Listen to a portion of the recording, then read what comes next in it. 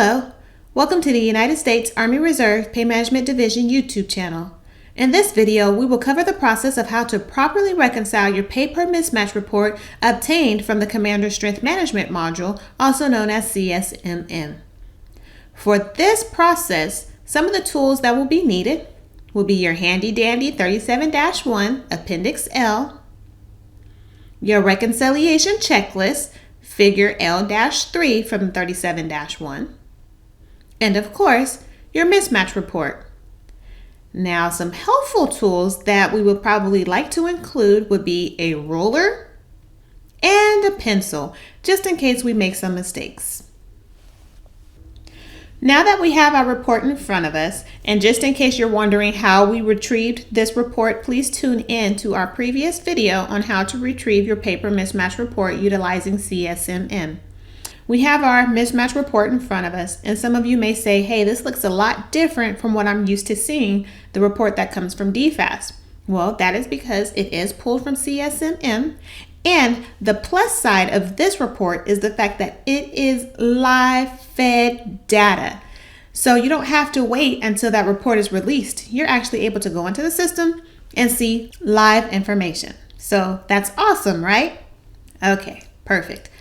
So the mismatch report will identify discrepancies such as UIC, PBED, name, pay grade, soldiers who are on per, not on pay, and soldiers who are on pay and not on per. Now we will pull out the reconciliation checklist and utilize it to reconcile our paper mismatch report.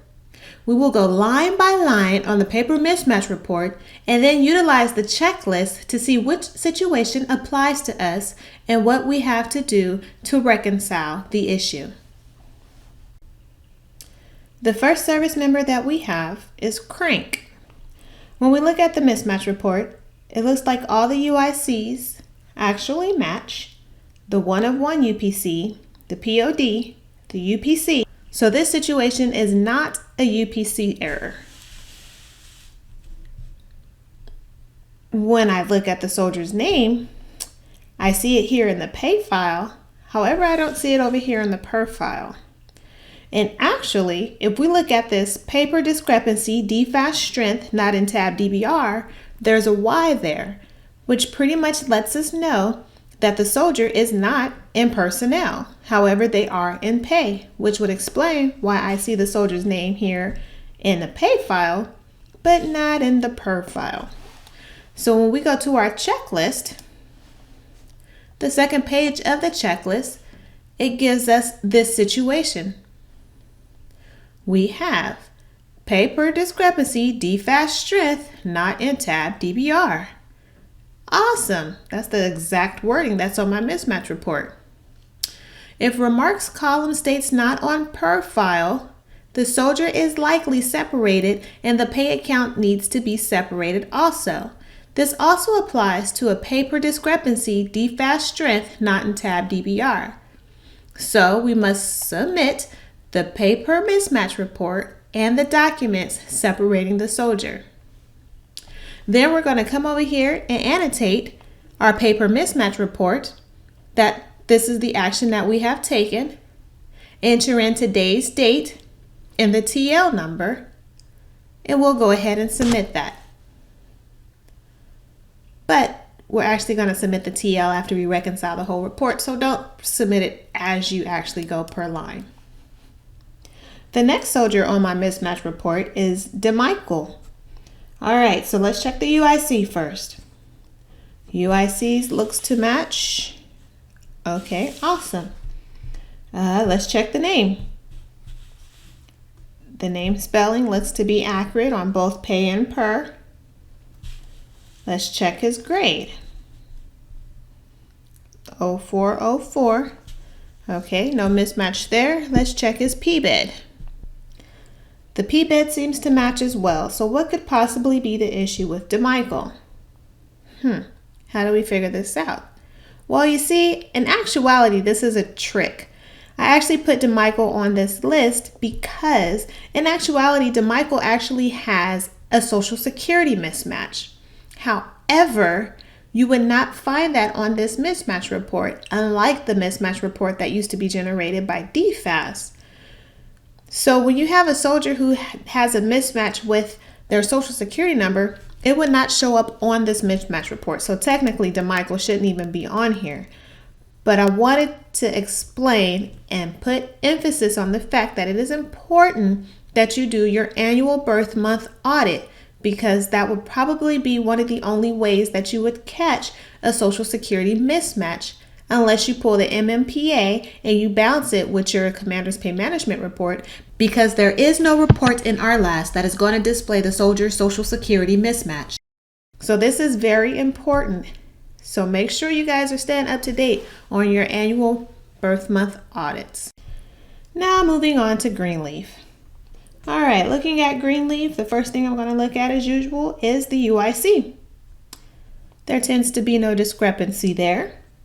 How about the name spelling? Name seems to be intact. Let's move on to the rank. And rank seems to be matching as well. Let's check his PBED. And that's where the discrepancy is. The pay system is reflecting 2001 September 21st, while the personnel system is reflecting 2001 December 12th. That looks like a discrepancy. So going back to our reconciliation checklist, we'll look up PBED, look up the problem, and in this situation, we have two scenarios. PBED is incorrect in RLAS.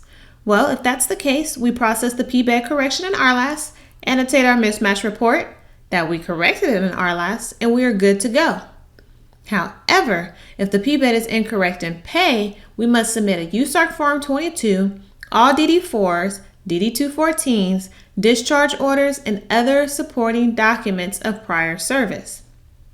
In this situation, I'm actually going to take the easy route and say that the PBED is incorrect in personnel, just for training purposes. Okay, let's move on. Next, we have Levi. Let's see here. Whoa. I can see immediately, considering the fact that I know what my UIC is, that Levi has the wrong UIC. But let's just go through and make sure there's no other discrepancies, because that could be very possible. Name seems to be accurate. Rank seems to be on point. And the PBED matches. All right. Well, let's turn back to our reconciliation checklist. Okay. UIC or UPC. When looking at the reconciliation checklist, it says the UIC is incorrect in RLAS. Then in that situation, we process transfer in RLAS. Annotate our mismatch report, and we're good to go. Or if the UIC is incorrect in pay, submit a transfer order and one of the documents from paragraph 2-6. Now, we don't usually do this, but for training purposes only, we're going to say that RLAS is incorrect and the pay system is correct. However, we usually know that RLAS is correct because you, the UA, know the situation at hand. So we are going to process the transfer in RLAS and annotate our mismatch report. Too easy, right? Okay, and now we are on to Lindsay. Looking at Lindsay, let's see. The UIC looks to be accurate. Great. Her name, whoa. Well, now we see what the discrepancy is. Her name looks like it is Lindsay in the pay file, but Smith in the personnel file. Her rank is still accurate, so we're good there. We don't have to worry about that. And her PBED matches.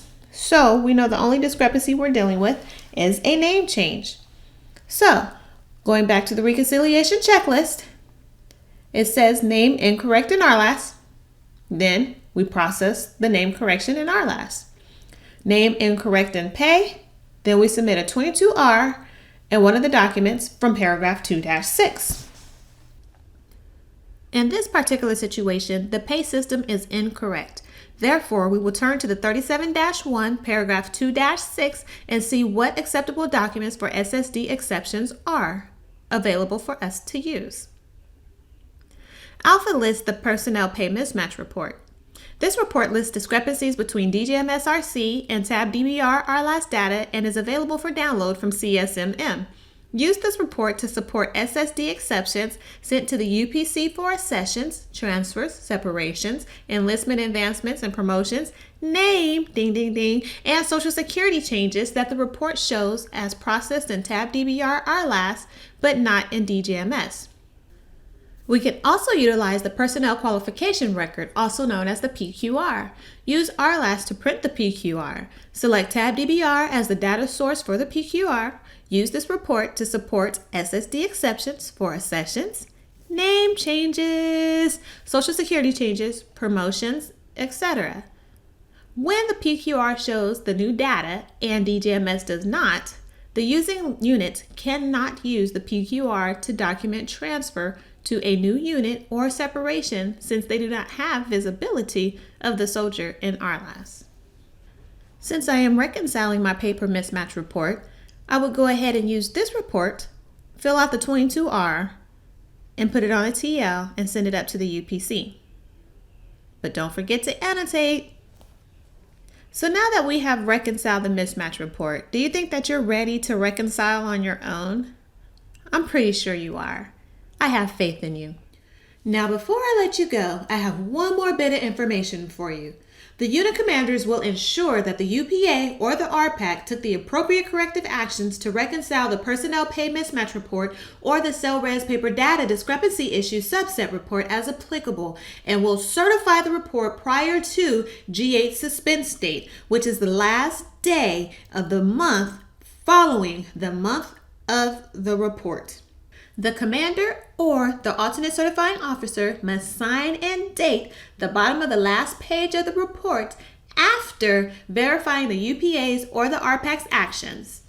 Always feel free to tune in to our How to Designate an Alternate Certifying Officer video if you ever have any questions. To ensure that you are audit ready, always remember to file your documents. Pressing forward, always feel free to ask any questions. Contact your local RSC for any issues that you may have. And other than that, you have a great day.